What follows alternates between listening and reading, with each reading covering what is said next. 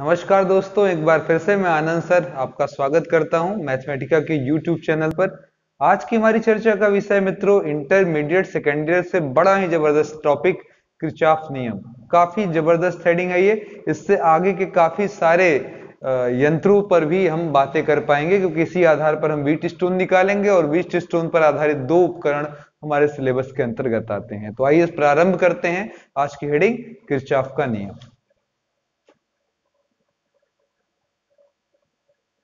Kirchhoff का नियम, जहां हम सरल परिपथों के लिए ओम्स का नियम का प्रयोग करते हैं, वहीं पर कॉम्प्लिकेटेड यानी कि जटिल परिपथों के लिए हम किरचॉफ नियम का प्रयोग करते हैं। ठीक है, आज हमारी इस चर्चा में शामिल है किरचॉफ के दो नियम।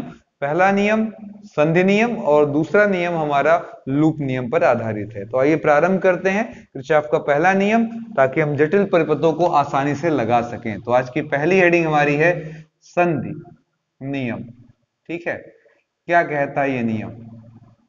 ये नियम ये कहता है कि संधि की तरफ आती और जाती समस्त धाराओं का योग शून्य होता है। फिर से मैं रिवाइज कर रहा हूं, संधि की तरफ आती धाराओं का मान और संधि से दूर जाती धाराओं का मान अगर उनका बीजी योग लिया जाए तो शून्य होता है। यानी कि हम कह सकते हैं इस तरीके से भी कि संधि पर समस्त धाराओं का योग, समस्त धाराओं का योग शून्य होता है, शून्य होता है। इसी को या भी हम लगाकर कह सकते हैं संधि की तरफ आती धाराओं का योग, संधि की तरफ आती धाराओं का योग और संधि से दूर जाती तथा संधि से दूर जाती धाराओं का योग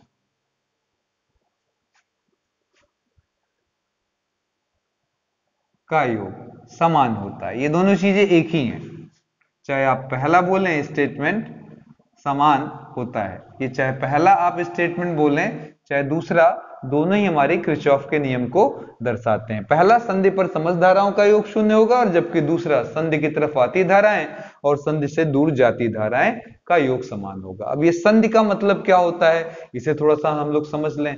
ज्वाइंट्स, जो ज्वाइंट होते हैं हमारे, उन्हीं को हम संधि कहते हैं। मान लेते हैं पॉइंट ए है और इस तरफ बहुत सारे तार ऐसे आ रहे हैं जिनमें अलग अलग धाराएं हैं। ठीक है, इस तरीके से आ रहे हैं और कुछ धाराएं जो है यहां से दूर निकल कर जा रही हैं। तो ये रूल कहता है सिग्मा आई, आगे आप आई लगा सकते हैं, बराबर 0, जहां आई बराबर 1 से लेकर एन तक। तो रूल को हम शॉर्टकट में ऐसे लिख सकते हैं, सिंपल में, छोटे में।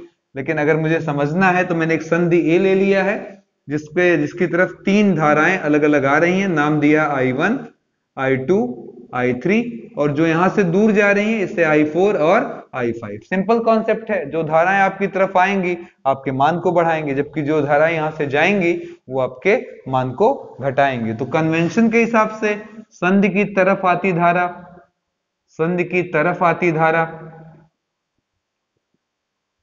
जहां प्लस ली जाएगी, वहीं संधि से दूर जाती धारा, संधि से दूर जाती धारा को हम लोग क्या लेंगे, ऋण साइन के साथ इस्तेमाल में लाएंगे। अब आइए इस डायग्राम में आते हैं। I1, I2, I3, ये तीन धाराएं हैं जो कि संधि की तरफ आ रही हैं, इसलिए इनके साथ कौन सा चिन्ह लेंगे, प्लस साइन लेंगे। और यहां पर दो धाराएं ऐसी हैं I4 और 5 जो संधि से दूर जा रही हैं, तो यहां पर हम क्या लेंगे, माइनस का साइन लेंगे। ठीक है, अब आइए इसको सॉल्व करते हैं, मतलब आइए इसका संबंध लिखते हैं। तो नियम के हिसाब से ए पर धारा कितना होगा, शून्य।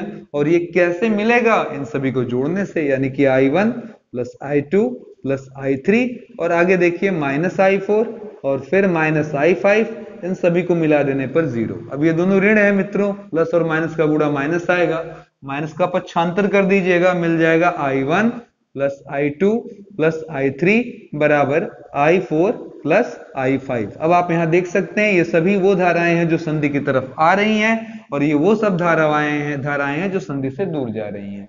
ये सिंपल मैथमेटिकल नियम है, जैसे आपके जेब में पैसे डाले जाएं तो आपके जेब में पैसे बढ़ रहे हैं, लेकिन अगर वो खर्च होने शुरू हो जाए, बाहर निकलना शुरू कर दें, तो आपका मान क्या होगा, घटना प्रारंभ हो जाएगा। तो एकदम ये एकदम सामान्य व्यवहारिक नियम है, इसमें कुछ भी ऐसी चीज नहीं है कि हमारे समझ में ना आए। ठीक है, आइए चलते हैं। अब इसके आगे पर अगर ध्यान दें, कभी कभी हमसे ऑब्जेक्टिव में ये पूछा जाता कि यह नियम किस संरक्षण नियम पर आधारित है, तो जवाब है सर, यहां पर अगर आप ध्यान दें तो यहां पर जो ये आई आ रहा, आई आने का मतलब हुआ यानी कि आवेश इधर आ रहा है और आवेश जा रहा है।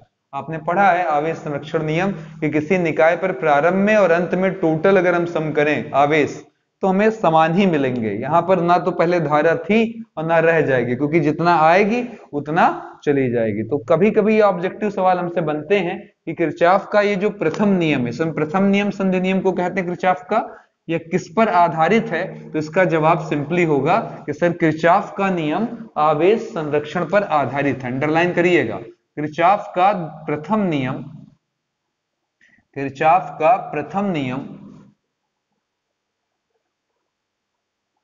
आवेश संरक्षण पर आधारित है, आवेश संरक्षण पर आधारित है।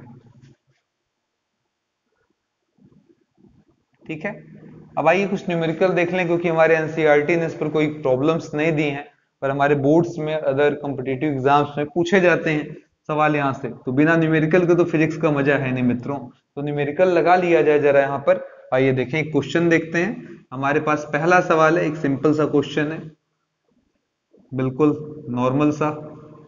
ये देखिए, हमने एक ज्वाइंट ए बना लिया, इसकी तरफ 1 एम्पियर, 2 एम्पियर, 5 एम्पियर, 6 एम्पियर की धारा आ रही है, 8 एम्पियर जा रहा है और हम जानना चाहते हैं यहां पर कितना एम्पियर की धारा निकलेगी। तो काम आसान है, जो जो हमारी संधि की तरफ धारा आ रही है उन्हें आप पॉजिटिव लीजिए और जो संधि से दूर जा रही है उन्हें निगेटिव लीजिए। तो सबसे पहले देखिए, ये पॉजिटिव, ये पॉजिटिव, ये पॉजिटिव और ये पॉजिटिव, और ये दोनों क्या होंगे, निगेटिव। तो सभी को सम अप कर लें, ए पर क्या लिख लेंगे, +6 +1 +2 +5 -8 -x बराबर 0। तो जोड़ लिया जाए, 6 1 7 7 2 9 9 और 11 हो जाए, 9 और 5 हो जाएगा हमारा 14, 14 में से 8 गया, 6 बच गया, -x बराबर 0। तो -x बराबर -6 काट दिया, x बराबर 6 एम्पियर। कुल कितनी एम्पियर धारा आ रही थी, जवाब है सर 14, 7 और 7 मिलकर 14, 8 निकल रहा था, अभी 6 की कमी थी, तो 8 6 14। बहुत ही आसान चीज है। ठीक है, चलते हैं इसके अगले क्वेश्चन की तरफ, एक और सवाल लेते हैं मजेदार सा। क्वेश्चन नंबर 2, यहां से मेरे पास धारा आ रही है 16 एम्पियर की, इस तरीके से। ठीक है, अब ये धारा जो हमारी इस तरफ आ रही थी उसमें हमने थोड़ी सी ब्रांचिंग ले ली है, थोड़ी सी और धारा हमने मिला ली यहाँ पर 2 एम्पियर की। यहाँ पर आई धारा हमारे पास, ठीक, इस तरीके से इसका शाखा विभाजन हो गया, यहाँ पर भी शाखा विभाजन हो गया, और मैंने लिखा सर यहाँ पर आपका 3 एम्पियर, यहाँ 2 एम्पियर, इसका मालूम नहीं, इसका 5 एम्पियर है। क्वेश्चन है यहाँ पर x की वैल्यू क्या होगी।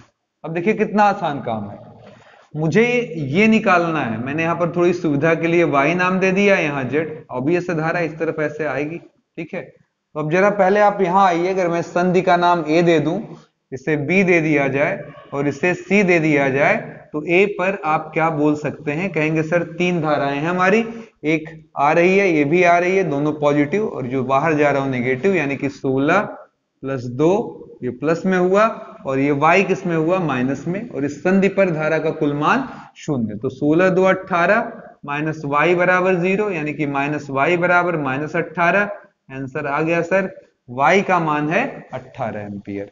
अब इसको ढकेंगे, फिर कहेंगे सर जी b पर बात करिए, यहाँ ये धारा आ रही है तो इस बार ये किस चिन्ह के साथ इस्तेमाल होगी, तो जवाब होगा सर प्लस के लिए। b पर अगर मैं बात करूं तो y यहाँ पर आ रहा है, और जबकि यहाँ से 3 धाराएं क्या कर रही हैं, जा रही हैं, तो इसे माइनस साइन के साथ इस्तेमाल करेंगे। तो बोलिए जरा, y -3 -2 -z बराबर क्या आ जाएगा, कुल धाराओं का योग 0। तो बोलिए y की वैल्यू कितनी है, जवाब है सर 18 है, और 3 2 5 हो गया, -z बराबर 0।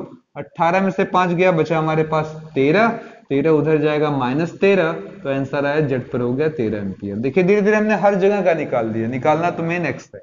अब यहाँ पर आते हैं, अगर यहाँ के हिसाब से देखेंगे तो कहेंगे सर जी, अब देखिए यहाँ पर जो अब हिसाब किताब हम देखेंगे तो हमारा z इधर आ रहा है, c पर आ रहा है, c पर बात कर लें अब, तो c पर हमारी धारा आ रही है और यहां से दो धाराएं निकल रही, तो ये दोनों नेगेटिव साइन के साथ, तो यानी कि z -5 - x बराबर 0, z के जगह 13 -5 - x बराबर 0। 13 में से अगर हम 5 को घटा लेते हैं मित्रों तो 8 बचेगा, 8 उधर जाएगा तो -8 हो जाएगा।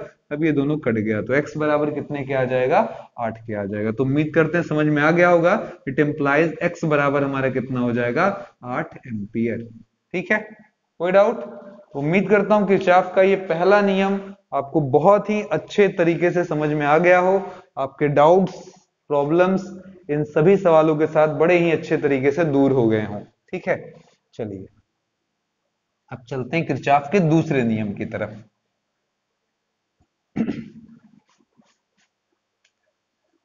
किरचॉफ का द्वितीय नियम या लूप नियम भी इसे बोलते हैं हम लोग। ठीक है, इसका एक नाम और भी है मित्रों, वोल्टा नियम। तो तीन नियमों से हम जानते हैं किरचॉफ का द्वितीय नियम, लूप नियम या वोल्टा नियम। लूप नियम क्यों कहते हैं, क्योंकि ये लूप के लिए ही बना हुआ है, किसी बंद परिपथ के लिए बना है, और जब लूप बनाएंगे तो रास्ता हमारा बंद हो जाएगा, तो लूप नियम इसलिए पड़ा। वोल्टेज पर ही यहां बातचीत होने वाली है, ठीक है, इसलिए वोल्टेज नियम। और दूसरा ला तो है ही है, क्योंकि पहला नियम हम पढ़ चुके हैं। तो क्या कहता है ये नियम, कहता है किसी बंद परिपथ में, किसी बंद परिपथ में, ये देखिए सबसे इंपॉर्टेंट पहले शर्त है, किसी बंद परिपथ में, सबसे पहले आपके पास परिपथ हो, परिपथ में कुल विद्युत वाहक बलों का योग, कुल विद्युत वाहक बलों का योग। ठीक है, उसके अलग अलग खंडों में, उसके अलग अलग खंडों में धारा तथा प्रतिरोधों के गुणनफल के योग के बराबर होता है, योग के बराबर होता है। ठीक है, हमने कहा किसी बंद परिपथ में कुल विद्युत विभवांतर बल, अर्थात कि सभी जितनी बैटरियां हैं उन बैटरियों का जितना योग आ रहा होगा वोल्टेज के नाम पर, वो एक तरफ, और दूसरी तरफ हमारा रहेगा धारा और प्रतिरोधों का गुणे का योग रहेगा। ठीक है, तो शॉर्टकट में हम इसे लिख सकते हैं सिग्मा ई आई, यानी कि विद्युत विभवांतर बलों का योग, और दूसरी तरफ sigma I I into are आई लिख देते हैं। ठीक है, इस तरीके से हम इसका नियम सिंपली बता सकते हैं। अब ये नियम अप्लाई करने के पहले हमें क्लियर होना चाहिए कहां ई प्लस लेना है, कहां ई माइनस लेना है, कहां आई प्लस लेना है, कहां आई माइनस लेना है। तो आइए प्रारंभ करते हैं, कैसे हम इसको समझ सकेंगे। ध्यान दीजिए जरा, अगर मैं मान लूं ये बैटरी है ई, ठीक है, अब इसमें अगर हमने, देखिए पहले हमें कोई बंद परिपथ चुनना पड़ेगा, तो हम कोई परिपथ मान लीजिए चुने और उसमें हम इस तरीके से जा रहे हैं। ठीक है, इस तरीके से अपने रास्ता बना लिए कि भैया ऐसे चलेंगे, तो जवाब होगा सर अगर ये ई है तो इस स्थिति में हम वहां पर ई के जगह प्लस ई का इस्तेमाल करेंगे, क्योंकि जो हमने रास्ता बनाया वो हमें माइनस से प्लस यानी कि कम से ज्यादा की तरफ ले जा रहा है। ठीक है, लेकिन अगर यहीं पर हमने रास्ता ऐसा कर दिया यानी कि प्लस से माइनस की तरफ हम जाने लगे, तो उस स्थिति में हमारा ई जो होगा वो माइनस चिन्ह के साथ, क्योंकि हम बड़े से छोटे की तरफ जा रहे हैं। दूसरी तरफ धारा के लिए अगर ये मान लिया जाए ये आर है, यहां से होने वाला धारा आई है, और हमने रास्ते का चुनाव भी धारा की दिशा में किया, तो रास्ता जो मैंने चुना वो और धारा दोनों दिशाएं सेम है, तो ये प्लस आई आर हो जाएगा। ठीक है, और अगर आपने थोड़ा सा हेर फेर कर लिया मेरे भाई, आपने आई इधर लिया है, आर है, आपने रास्ता इधर ले लिया, तो देखिए दोनों एक दूसरे को अपोज कर रहे हैं, उल्टा चल रहे हैं, तो इस स्थिति में माइनस आई आर का प्रयोग होगा। तो इसमें ज्यादा खेल कुछ नहीं है, खेल बहुत आसान है। बैटरी में माइनस से प्लस की तरफ घुस रहे हैं तो प्लस चिन्ह के साथ, प्लस से माइनस की तरफ जा रहे हैं तो माइनस चिन्ह के साथ। अगर आई और रास्ते का डायरेक्शन सेम है तो आई प्लस निशान के साथ, आई आर प्लस निशान के साथ। अगर आई और रास्ते का जो चुना हुआ है वो एक दूसरे के अपोजिट हैं, तो माइनस साइन के साथ इस्तेमाल किया जाएगा। अब इसका असली मजा लेना है हमें, तो सबसे पहले हमें क्या करना पड़ेगा, प्रैक्टिकल प्रॉब्लम लगानी पड़ेगी। लेकिन उसके पहले एक ऑब्जेक्टिव, अगर कोई पूछे सर किरचॉफ का द्वितीय नियम किस पर आधारित है, तो ध्यान दीजिए यहाँ आवेश चल कर जाते हैं, बैटरी के एक सिरे से दूसरे सिरे तक चल कर जाते हैं, और चलने से कौन सी ऊर्जा आती है, गतिज ऊर्जा। तो ये जो नियम है हमारा वो स्पेशली ऊर्जा संरक्षण पर आधारित है। किस पर आधारित है, ऊर्जा संरक्षण नियम पर आधारित है। ठीक है, नियम पर आधारित है। तो अब मैं छोटे सवालों से शुरुआत करता हूं, 2-3 सवाल लगाए जाएंगे ताकि कॉन्सेप्ट हमको एक क्लियर हो कि किरचॉफ के रूल्स कैसे लगते हैं और ये कैसे हमारी मदद करते हैं। पर शुरुआत एक बहुत ही बेसिक सवाल से, जो आप पीछे ओम नियम से भी बहुत बार लगाए होंगे। ऐसा ही एक सवाल लिया जा रहा है, देखिएगा एक नन्हा सा सवाल है हमारे पास। यहाँ 20 वोल्ट की हमने बैटरी लगा ली है, ठीक है, और यहां से हमने प्रतिरोधों को जोड़ना शुरू कर दिया है। ठीक है, यहां से हमने प्रतिरोधों को जोड़ना शुरू कर दिया। अब हमने मान लिया ये हमारा 1 ओम का है, ये 2 ओम का है और ये 7 ओम का है। हम जानना चाहते हैं इस परिपथ में आई की वैल्यू कितनी है, धारा का मान कितना है। तो बहुत ही आसान काम, हल में आइए, किरचॉफ का नियम हम लगाएंगे। अभी पहले मेश को चुनेंगे, अपना रास्ता चुनेंगे, ठीक है, लूप चुन लेंगे, 1 ओम, 2 ओम, 7 ओम, यहाँ 20 वोल्ट है, यहाँ से धारा आई निकली, तो ऐसे धारा घूमते घूमते घूमते टहलते यहां तक वापस आ जाएगी, है ना। तो कहीं धारा का विभाजन तो फिलहाल नहीं हो रहा है।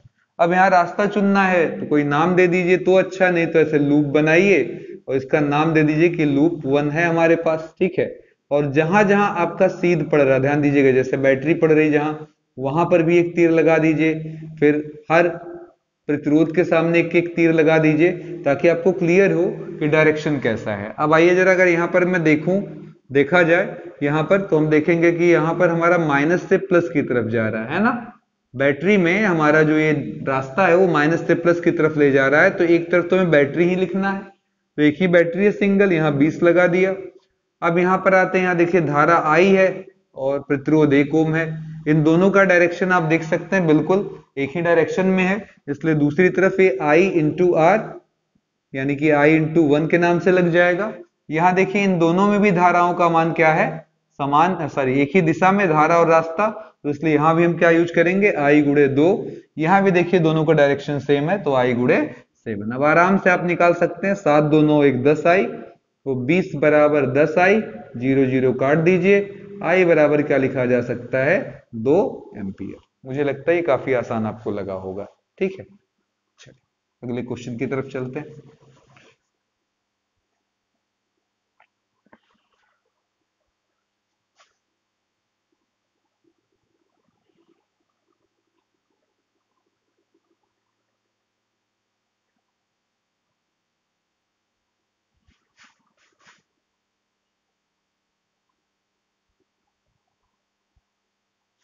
दस वोल्ट की बैटरी लगा दिया, यहाँ हमने कर दिया 2 ओम, यहाँ 3 ओम, यहाँ 1 ओम, यहाँ 4 ओम, यहाँ 2 ओम, यहाँ 1 ओम।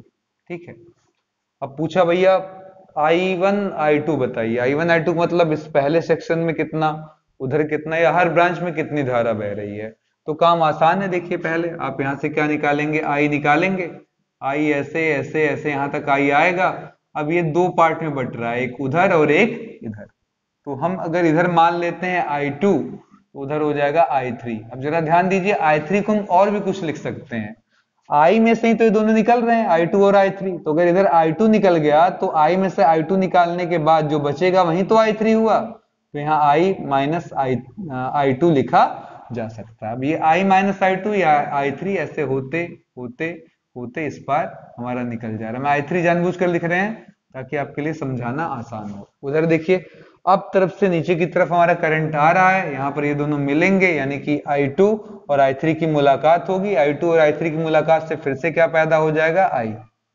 इन सवालों में एक खासियत जरूर होनी चाहिए आपके पास कि बैटरी से जितना आपने I लिया है उतना ही बैटरी को लौटा दे, जितना धारा लिया उतना लौटा दे। अगर ऐसा कर पा रहे हैं तो आपका आराम से सवाल लग जाएगा। अब आइए, यहाँ 2 लूप हमारे पास है, आप देख सकते हैं, एक ये बंद परिपथ है हमारे पास, ठीक है, और एक ये परिपथ है हमारे पास। ठीक है, चलिए दोनों पर ध्यान दें। इसको 1 नाम दिया और जहां जहां प्रतिरोध या बैटरी है उसके सामने तीर जरूर बना लिया ताकि हमें डिस्कशन या समझाने में आसानी हो। तो लूप नंबर 1 पर चलते हैं मित्रों। ठीक है, बताइए क्या होगा हमारा। यहाँ देखिए माइनस है, ये है प्लस, और हमारे तीर माइनस से प्लस की तरफ ले जा रही है, इसलिए 10 वोल्ट लग गया। उधर देखिए हमारा आई है, और आई और रास्ता दोनों एक ही दिशा में, तो 2 गुणे आई, यहाँ आई है, आई और I2 और 3 एक ही दिशा में, यानी कि हम कह सकते हैं सर रास्ता और I2 एक ही दिशा में, तो 3 गुणे क्या हो जाएगा I2। फिर यहाँ से घूमते घूमते इधर आए, यहाँ फिर देख रहे हैं दोनों का डायरेक्शन सेम है, तो 1 इंटू क्या हो जाएगा I।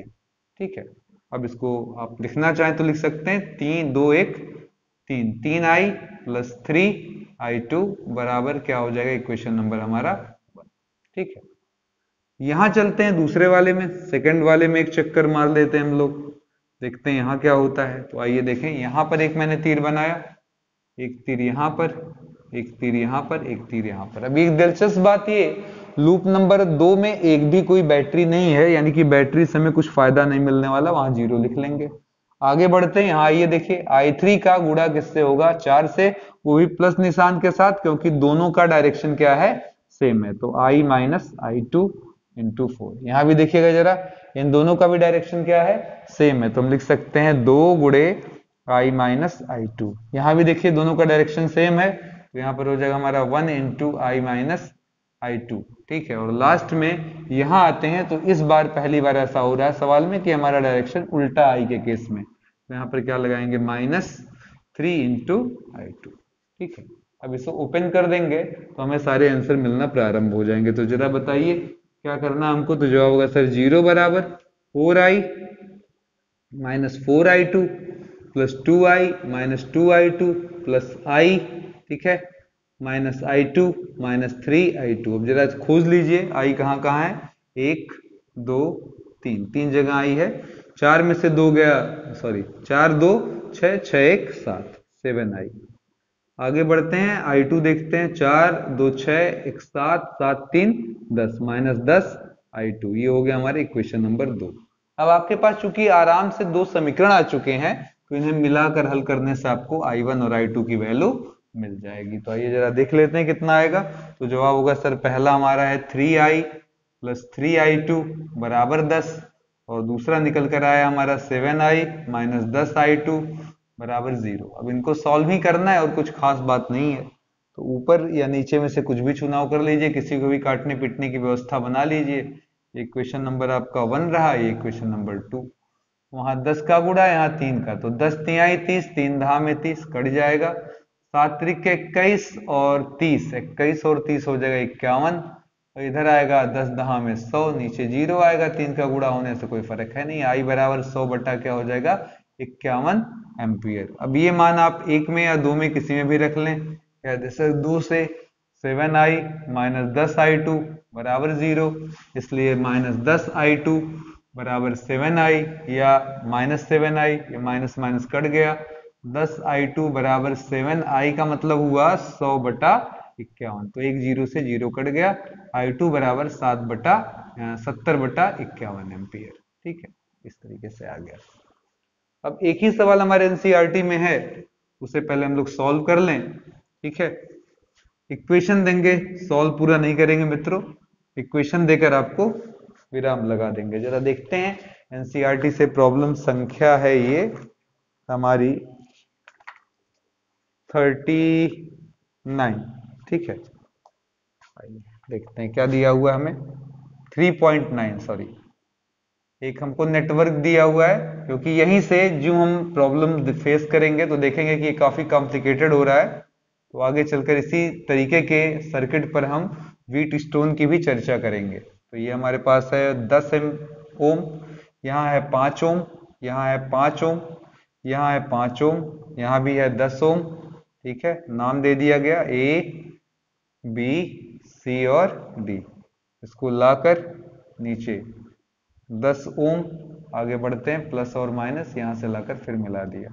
ठीक है, अब ये बैटरी भी हमारी 10 एम्पियर की है। ठीक है, सॉरी 10 वोल्ट की है। ये हो गया। अब क्वेश्चन ये है नेटवर्क में के प्रत्येक शाखा में आई की वैल्यू क्या होगी। आई का मान आपको प्रत्येक शाखा में निकालना है। ठीक है, तो चलते हैं इस सवाल की तरफ और देखते हैं इसको कैसे सॉल्व किया जा सकता है। तो अब आगे इस सवाल में देखते हैं क्या किया जा सकता है। यहाँ बी लिख दिया मैंने।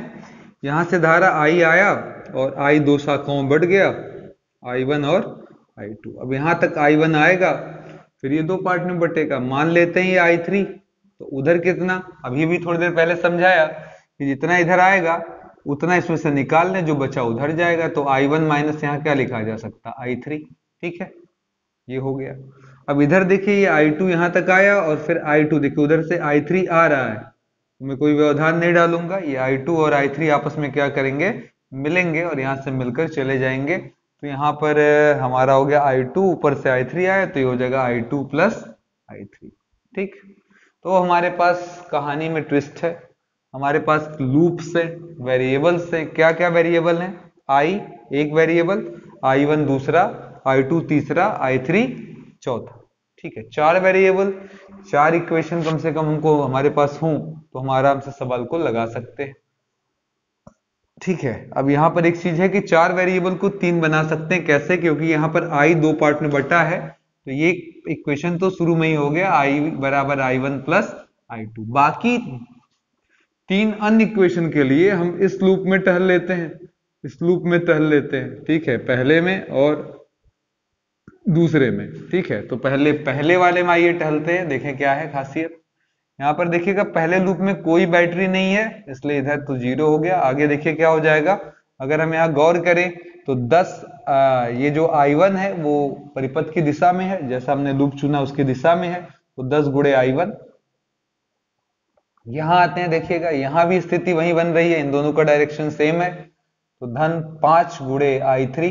ठीक है, फिर आगे बढ़ते हैं। यहाँ देखिएगा, यहाँ जब हम नीचे की तरफ आएंगे तो यहाँ देखिए इन दोनों का डायरेक्शन क्या है, उल्टा है। करंट I2 है तो -5 इंटू I2। ठीक है, अब ये हमारा हो गया 5I3 minus 5I2 plus 10I1 बराबर 0। 0 गुणे 5 लगा सकते हैं, तो 5 दूना 10, 5 एक्का में 5। भाई 0 के पीछे कुछ भी लिख दें, क्या फर्क पड़ता है। इक्वेशन नंबर क्या हो गया, 2। इस वाले लूप में आते हैं टहलने घूमने, जरा देख लीजिए, तीन जगहों पर हमने निशान लगाया। यहां भी बैटरी की उपलब्धता कहीं नहीं दिख रही है, तो इसलिए दूसरे वाले के लिए भी हम कह सकते हैं सर लेफ्ट में 0। अब बताइए क्या हो जाएगा, इनका डायरेक्शन विपरीत है, हम कह सकते हैं 5 गुणे I3, लेकिन माइनस साइन के साथ। इन दोनों का डायरेक्शन सेम है, 5 गुणे क्या हो जाएगा I1 माइनस I3। ठीक है, और लास्ट में इन दोनों की बात कर ले तो यहाँ भी डायरेक्शन अपोजिट है, -10 गुणे I2 प्लस I3। ये हमारा इक्वेशन संख्या 3 हो गया। अब चलते हैं एक ऐसे लूप के पास जो हमारा ध्यान जिस पर अभी तक नहीं गया है। आप जरा ध्यान दीजिएगा, इसको मैंने थोड़ा लंबा कर दिया ताकि आपको आराम से दिखे कि सर एक लूप ये भी है जो हमारी आंखों से छुप रहा था। ये है 10 ओम। ये देखिए जरा, अगर मैं ऐसे जाऊंगा, ठीक है, फिर ऐसे जाऊंगा और यहां से होते हुए ऐसे जाऊंगा और ऐसे होते हुए यहां से ऐसे वापस आ जाऊंगा, तो ये लूप नंबर 3। ठीक है, ये जो शेप आपने बनाया है लूप नंबर 3 के लिए। ठीक है, इस हार्ट शेप स्ट्रक्चर में अगर हम गौर करें तो हमारा जो करंट है वो, सॉरी, हमारा जो रास्ता है वो माइनस से प्लस की तरफ ले जा रहा है, इसलिए बैटरी के लिए धन 10 के साथ इस तरफ नोट कर लेंगे। और यहाँ देखिए इन दोनों में क्या स्थिति बन रही, तो कहेंगे सर जी आई धारा है और सेम डायरेक्शन है, तो 10 गुणे क्या हो जाएगा आई। फिर यहां से घूमते हुए देखिए यहाँ आए, दोनों में डायरेक्शन सेम है, तो हम क्या लिख सकते हैं I2 इंटू 5, वो भी प्लस निशान के साथ। यहां भी देखिए डायरेक्शन सेम है, दोनों का दिशा सेम है, आई का और हमारे रास्ते का, तो 10 गुणे क्या हो जाएगा I2 प्लस I3 हो गया इक्वेशन नंबर 4। तो इस तरीके से आप, ये 4 इक्वेशन है आपके पास, इन चारों की मदद लेकर, मतलब जहां आई है वहां इन इक्वेशंस में ले जाकर I2 I1 प्लस I2 रख दीजिए। ठीक है, और फिर ये पूरा इक्वेशन I1 I2 I3 तीन वेरिएबल तीन चर में आएगा, जिन्हें हल कर आप आंसर प्राप्त कर सकते हैं। ठीक है, अब चलते हम लोग व्हीट स्टोन सेतु की तरफ, काफी इंपॉर्टेंट है हमारे लिए।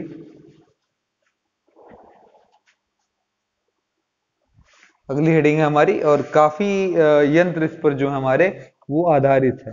ठीक है, अब यहां पर हम देखेंगे व्हीट स्टोन सेतु।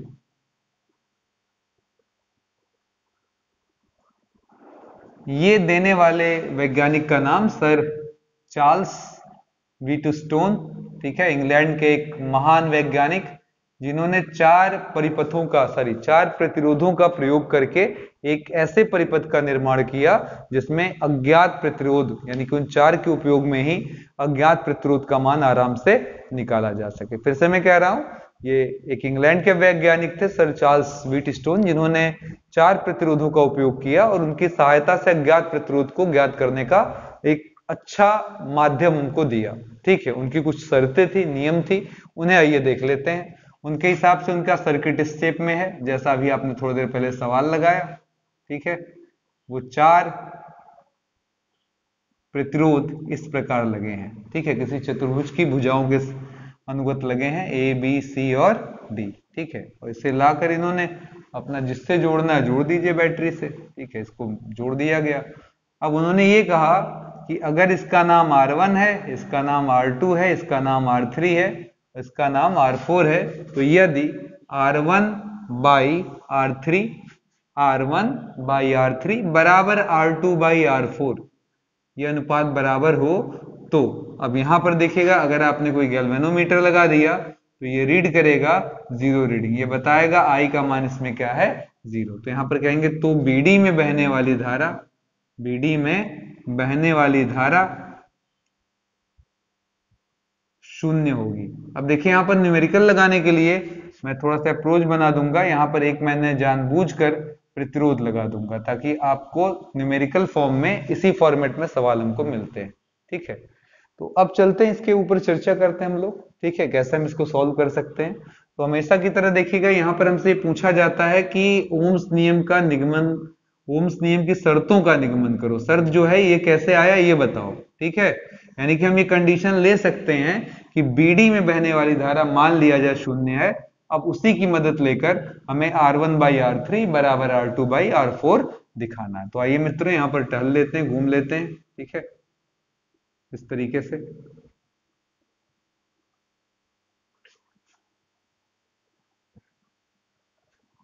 यहां से धारा I आएगी, दो शाखाओं में बटेगा I1 और I2। अब देखिए यहां तक I1 आया, पर इसने कहा मुझ में धारा जाएगी ही नहीं, तो I1 चुप मार कर इधर से निकल जाएगा। कहेगा भैया तुझ में नहीं जाएगी तो मुझे ही कौन दिक्कत है, उस रास्ते से निकल जा रहा हूं। इधर से I2 यहां तक पहुंचा, फिर ये कहेगा भैया मैं सीधे सीधे निकल जाऊंगा। ठीक है, मैं सीधे सीधे ऐसे निकल जाऊंगा क्योंकि इसमें धारा कितनी है 0। तो अब ये पहला परिपथ, ये दूसरा, पहले में लगाइए जरा अपना नियम और बताइए क्या होगा। तो जवाब होगा सर इन दोनों में का डायरेक्शन सेम है, तो पहले प्लस I1 R1। यहां पर आते हैं, अगर इसका नाम R5 लिख दें तो R5 और ये जो दिशा सेम है पर धारा उसमें 0 है, तो 0 गुणे R5 हम लगा सकते हैं। ठीक है, कोई प्रॉब्लम। और अंतिम में यहां पर आते हैं तो देखेंगे हमारा डायरेक्शन जो है इस करंट का जस्ट अपोजिट है, तो यहां पर माइनस लगकर हमारा आ जाएगा R3 और I2। इधर क्या लगेगा 0, क्योंकि इसमें कहीं कहीं कोई बैटरी नहीं है। अब बताइए, तो 0 हो ही जाएगा, खत्म। इसको इधर ले आते हैं, हमारा आ जाएगा I1 R1 बराबर माइनस I1 R1 बराबर, सॉरी उसको ले आते हैं, R3 I2 बराबर I1 और R1। ठीक है, इसके नीचे इसे भेज दीजिए, इसके नीचे इसे, तो मिलेगा R1 बाई R3 बराबर I2 बाई I1। ये हो गया इक्वेशन नंबर 1। ठीक है, चलते हैं अगले इक्वेशन की तरफ, दूसरे वाले लूप की तरफ, लूप नंबर 2।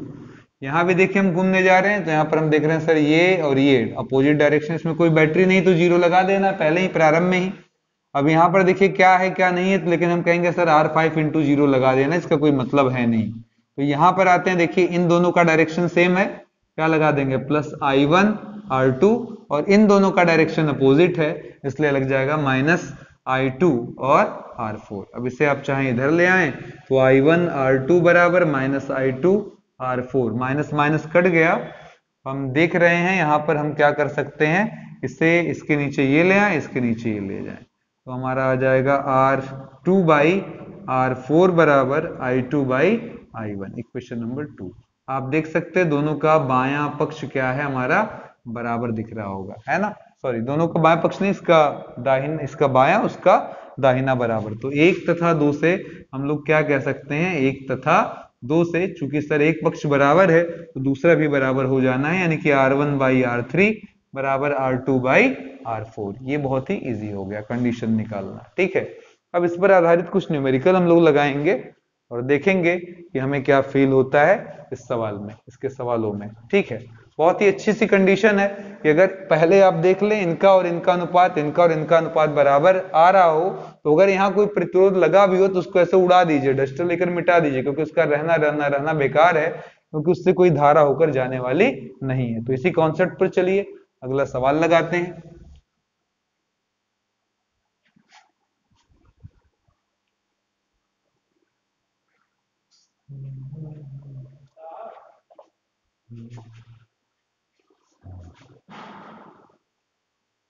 तो दो प्रॉब्लम्स इसमें हम लोग लगा लें। एक सीधे साधा सवाल देख लीजिए जरा जल्दी से।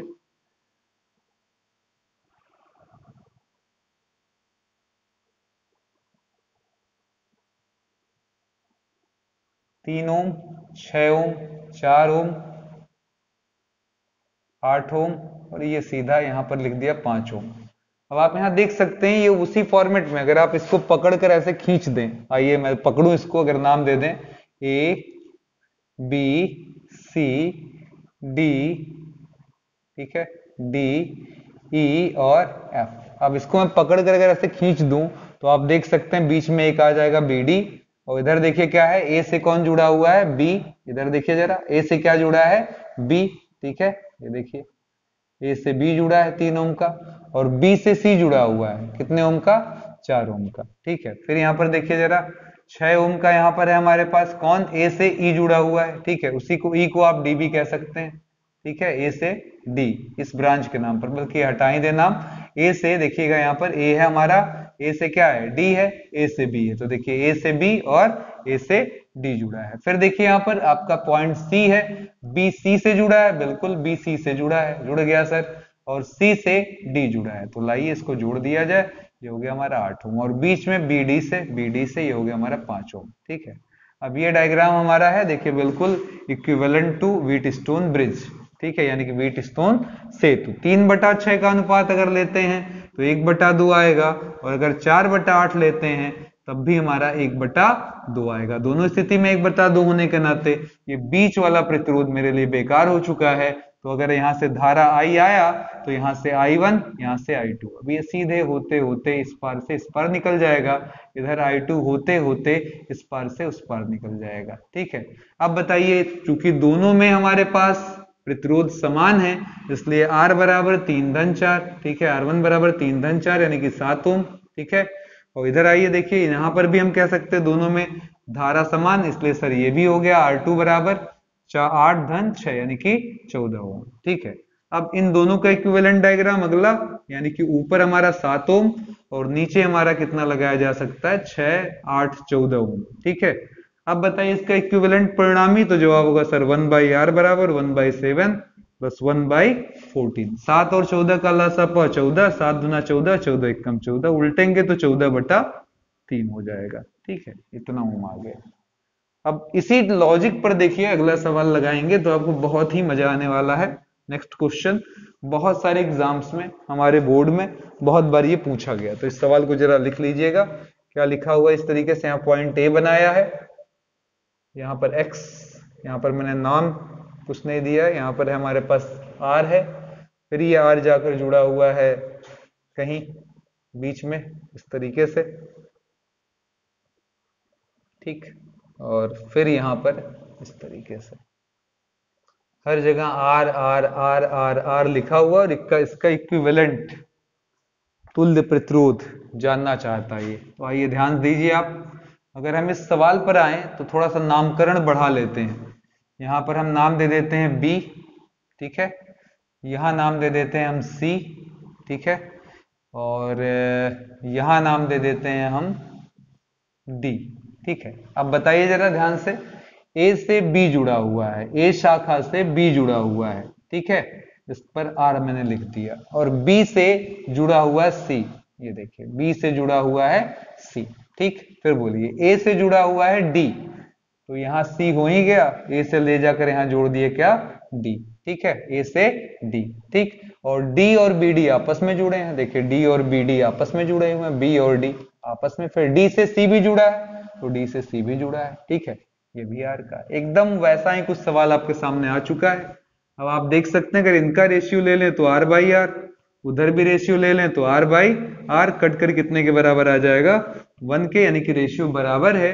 इट इम्प्लाइज हम कह सकते हैं कि सर ये व्हीट स्टोन सेतु है। क्या है? व्हीट स्टोन सेतु है। और व्हीट स्टोन सेतु होने के नाते इस वाले पोर्शन को हम कैंसिल करेंगे, कहेंगे सर फिर यहाँ आई आएगा, यहाँ से I1 होता हुआ उस पार, यहाँ से I2 होता हुआ उस पार। तो ये फिर सेम होने के नाते दोनों में धारा तुल्य प्रतिरोध R1 plus R plus R यानी कि 2R, R1 प्लस R2 जिसको हम बोलते हैं, दोनों में धारा सेम।